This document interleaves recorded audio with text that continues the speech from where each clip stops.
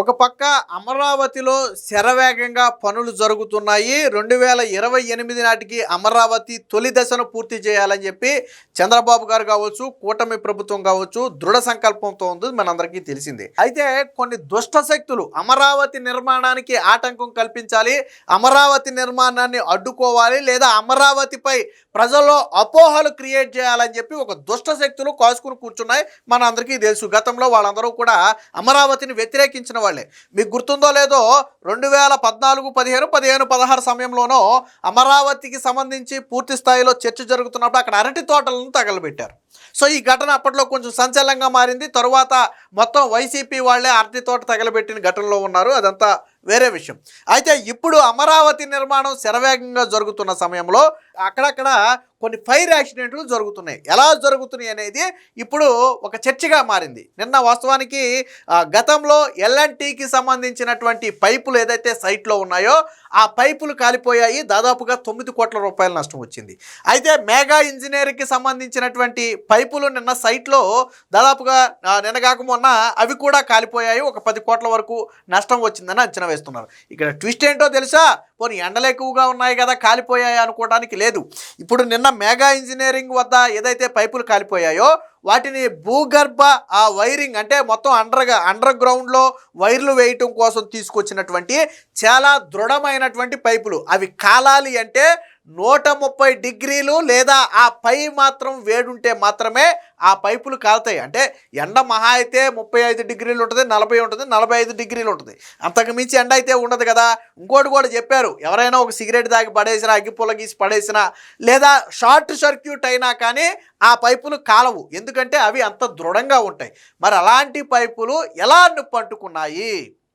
ప్రకృతి విపత్తులాగా కాకుండా, ఎండకో ఇంకోటో కాకుండా ఎలా అంటుకున్నాయి? ఫర్ ఎగ్జాంపుల్ ఎవడో సిగరెట్ దాగి పడేసేయడేమోలే అనుకోవటానికి కూడా అవి కాలవు. ఆ పైపులు కాలే పైపులు కాదవి. 130 డిగ్రీల ఉష్ణోగ్రత ఉంటేనే ఆ పైపులు దగ్ధమవుతాయి అక్కడ. సో దీని మీద నిన్న చంద్రబాబు గారు సీరియస్ అవడంతో పాటు డీజీపీతో పాటు అలాగే ఎస్పీ అలాగే ఇంటెలిజెన్స్ చీఫ్తో కూడా నిన్న ఒక మీటింగు అరేంజ్ చేశారు.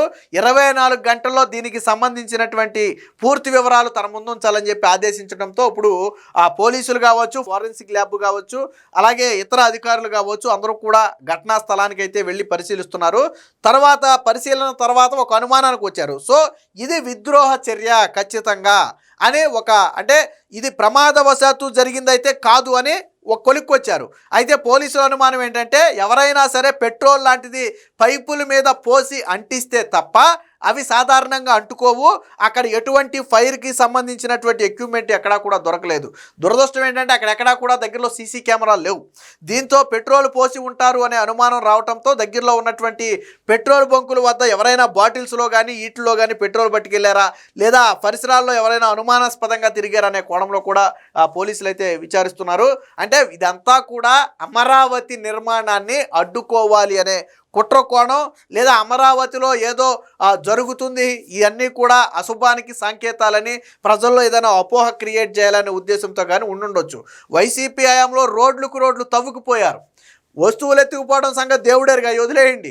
ఆ గతంలో బుగ్గన రాజేంద్రనాథ్ ఈ నియోజకవర్గానికి కూడా అమరావతికి సంబంధించినటువంటి వస్తువులు పట్టుకుపోయారని చెప్పి అప్పట్లో వార్తలు కూడా వచ్చాయి.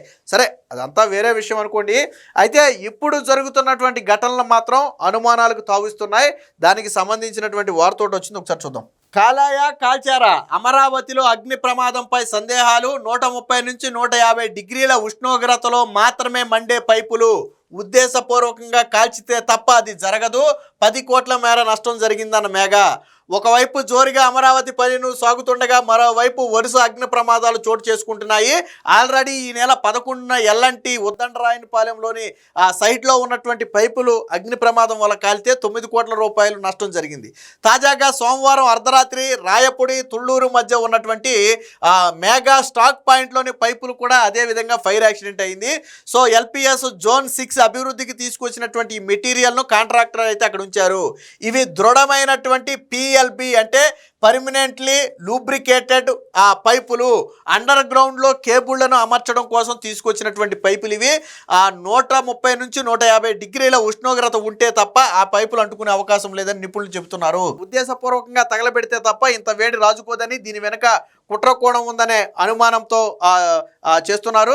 సో దర్యాప్తు అధికారిగా అడిషనల్ ఎస్పీ రవికుమార్ని అయితే నియమించారు. ఆయన నిన్న మెగా స్టాక్ పాయింట్ వద్దకు వెళ్ళి అన్ని పరిశీలించడంతో పాటు మాట్లాడారు. అదే సమయంలో క్లూస్ టీమ్ కావచ్చు, డాగ్ స్క్వాడ్ కావచ్చు, అవి కూడా వచ్చాయి. అలాగే ఫోరెన్సిక్ ల్యాబ్ నిపుణులు కూడా నిన్న ఆ ప్రాంతానికి అయితే రావడం జరిగింది. సో దీని మీద నిన్న చంద్రబాబు గారు అయితే కొంచెం సీరియస్ అయ్యారు. 24 గంటల్లో తేల్చండి విద్రోహ చర్యలనే అనుమానం, పోలీసులకు చంద్రబాబు ఆదేశం. రాజధాని ప్రాంతంలో జరుగుతున్న వరుస అగ్ని ప్రమాదాలపై చంద్రబాబు తీవ్రంగా స్పందించారు. ఈ ఘటనల వెనుక కుట్రం కూడా ఉందా అనే విషయాన్ని నిగ్గు తేల్చాలని ఉన్నతాధికారులకు ఆదేశించారు. ఈ అంశంపై మంగళవారం డీజీపీ హరీష్ కుమార్ గుప్తా, గుంటూరు ఎస్పీ వకీల్ జిందాలు, అలాగే ఇంటెలిజెన్స్ ఎస్పీ అయినటువంటి మహేష్ కుమార్ లడ్డాతో సమీక్ష జరిపారు. 130-140 డిగ్రీల వేడిని తట్టుకునే పైపులు ఎలా కాలాయి అనేది నిన్న చంద్రబాబు గారు అడిగినటువంటి ప్రశ్న. దీంతో వెంటనే చంద్రబాబు గారు చెప్పింది ఏంటంటే, నిర్మాణం జరుగుతున్నటువంటి ప్రాంతాలలో వెంటనే మెటీరియల్ ఉన్న దగ్గర సీసీ కెమెరాలు ఏర్పాటు చేయాలి. నైట్ మొత్తం కూడా పోలీస్ పెట్రోలింగ్తో ఆ ప్రాంత పరిసరాల్లో, పని జరుగుతున్న పరిసరాల్లో ఇతరులు ఎవరు తిరగకుండా పోలీస్ పెట్రోలింగ్ కూడా పెంచాలని చెప్పి నిన్న ఆదేశాలు అయితే జారీ చేశారు. దీనికి సంబంధించిన మరొక వార్త కూడా వచ్చి చూద్దాం. సో దీని మీద పోలీసులు అయితే ఒక కన్క్లూషన్కి వచ్చారు. ఇది ప్రమాదం కాదు, కుట్రే. అమరావతిలో అగ్గి ఘటనపై బలపడుతున్న అనుమానాలు, దర్యాప్తు ముమ్మరం చేసిన పోలీసులు అని చెప్పి చెప్పారు. సో రాజధాని అమరావతి పనులు జరుగుతున్నటువంటి మెగా ఇంజనీరింగ్ కంపెనీ ప్లాస్టిక్ పైపుల దగ్ధం వెనక కుట్రకోణం ఉన్నట్టుగా పోలీసు వర్గాలు అంచనాకు వచ్చాయి. తొలుత అగ్ని ప్రమాదంగా భావించినప్పటికీ ఘటనా స్థలాన్ని పరిశీలించిన నిపుణులు దీని వెనక ఉద్దేశపూర్వకంగా జరిగిన ఘటనేనని తేల్చారు. సాధారణంగా బీడీ సిగరెట్ కాల్చి పడేసినా, లేదంటే షార్ట్ సర్క్యూట్ లాంటిది జరిగినా అక్కడ పైపులు దగ్ధమయ్యే పరిస్థితి లేదని తేల్చారు. ప్రమాదంలో దగ్ధమైనటువంటి పైపులు 130 నుంచి 150 డిగ్రీల ఉష్ణోగ్రత ఉంటే మాత్రమే కాలిపోతాయని పేర్కొన్నారు.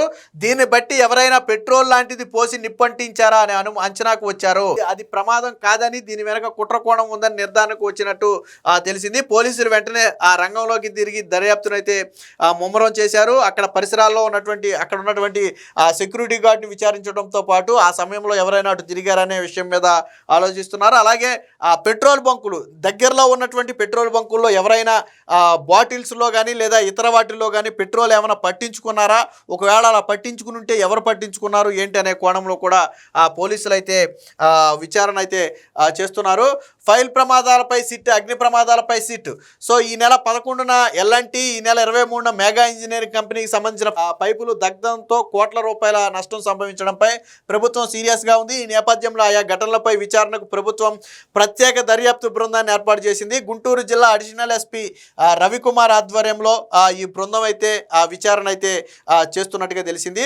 సో ఏది ఏమైనా మొత్తంగా అంటే ఇక్కడ కూడా చూడండి, 2000 అమరావతిని రాజధానిగా ప్రకటించిన నేపథ్యంలో 2014-15 మధ్య కొందరు అరటి తోటలను కూడా దగ్ధం చేశారు. ఆ కుట్ర వెనక వైసీపీ వారు ఉన్నట్లుగా అప్పట్లోనే తీవ్రమైన ఆరోపణలు వచ్చాయి. అంటే కేవలం కావాలనే ఎవరైనా సరే వీటిని తగలబెడితే తప్ప ఇవి తగలబడే అవకాశమే లేదు. ఇప్పుడు సాధారణ ప్రజలు కావచ్చు, మీ బోటోడు నా బోటోడు కావచ్చు, అసలు ఆ పైపుల జోలికి వెళ్ళడం, వాటిని మనం ఏమి చేయాల్సిన అవసరం కూడా లేదు.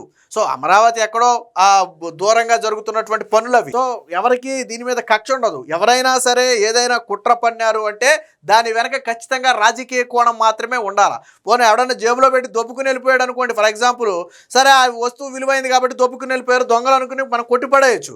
కానీ ఇక్కడ దొబ్బుకెళ్ళడం లాంటిది చేయలా, వాటిని తగలబెట్టారు. అంటే ఒక ప్యానిక్ సిచ్యువేషన్ క్రియేట్ చేసి ఎవరైతే అక్కడ నిర్మాణ సంస్థలు ఉన్నాయో వారిని భయాందోళనకు గురి చేసే ప్రయత్నం చేశారు.